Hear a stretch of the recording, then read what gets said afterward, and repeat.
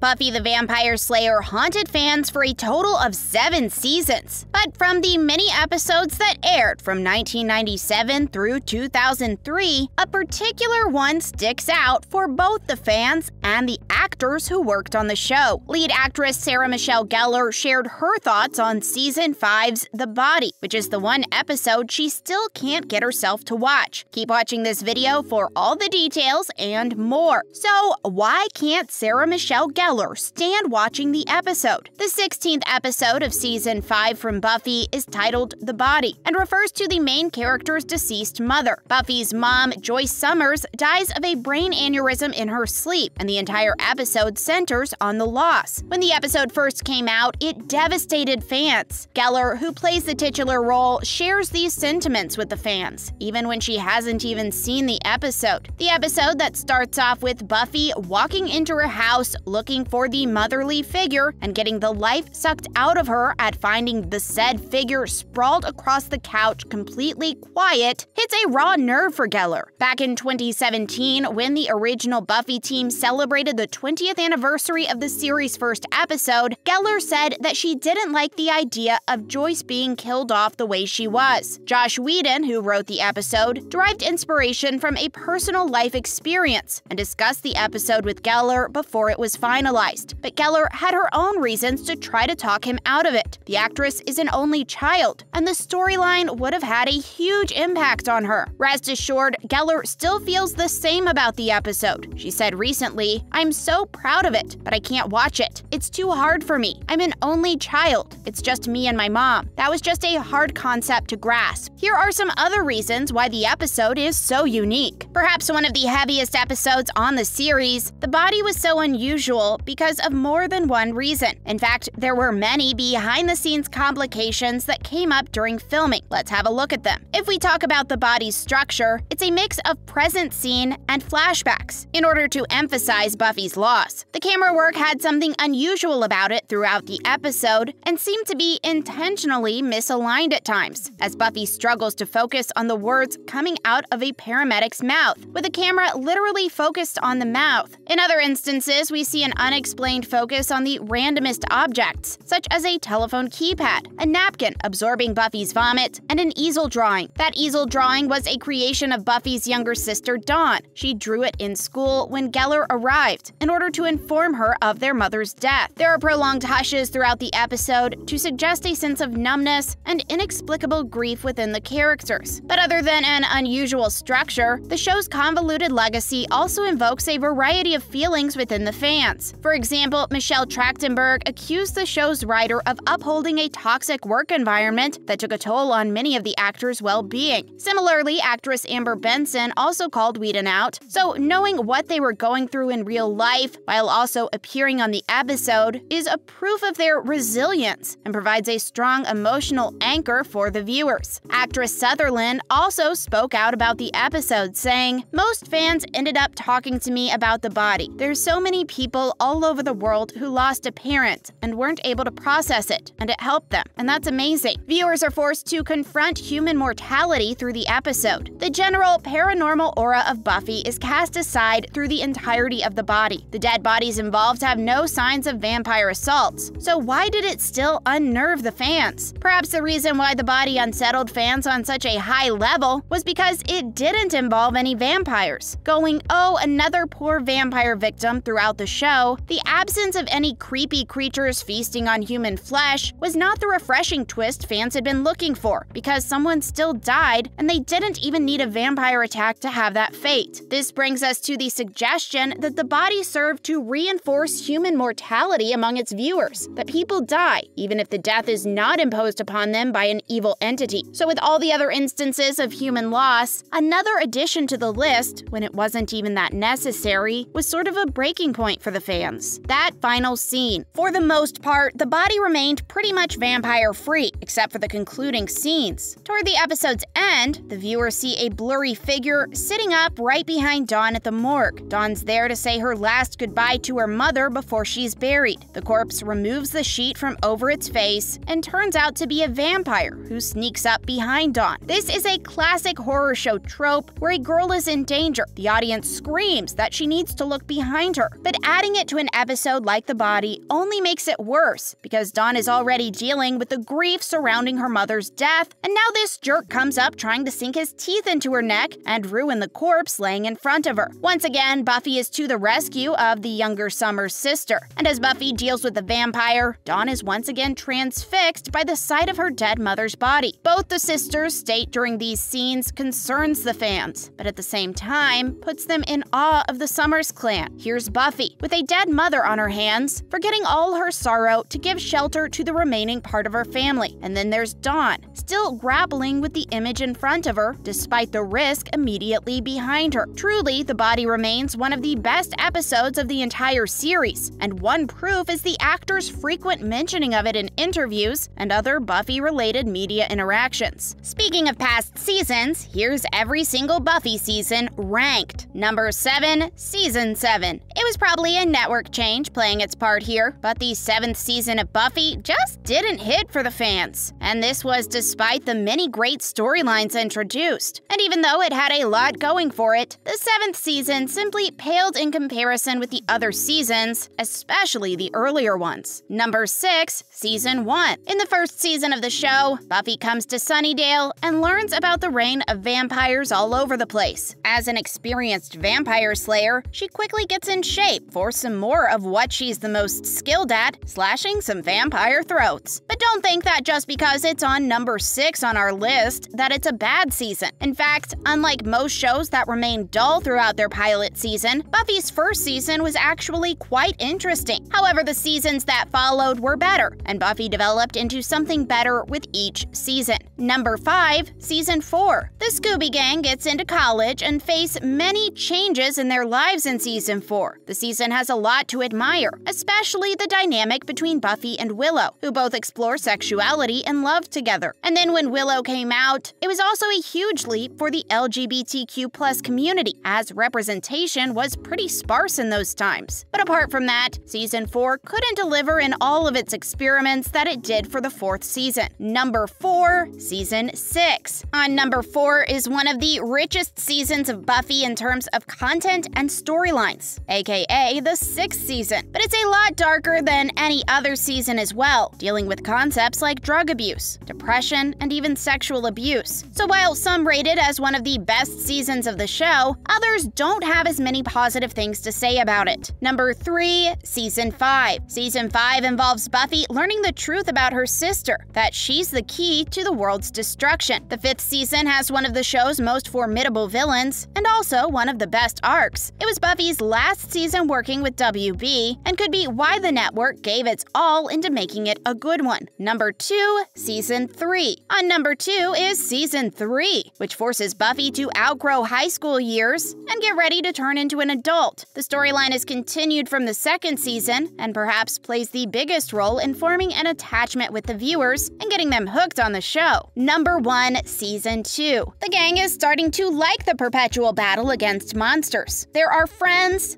foes, love, and heartbreak in this season, which makes it the best Buffy season of all time. That was it for today's video. What's your favorite Buffy season? Let us know in the comments below. And make sure to give this video a thumbs up and subscribe to our channel, where we post similar videos quite frequently. We'll see you next time.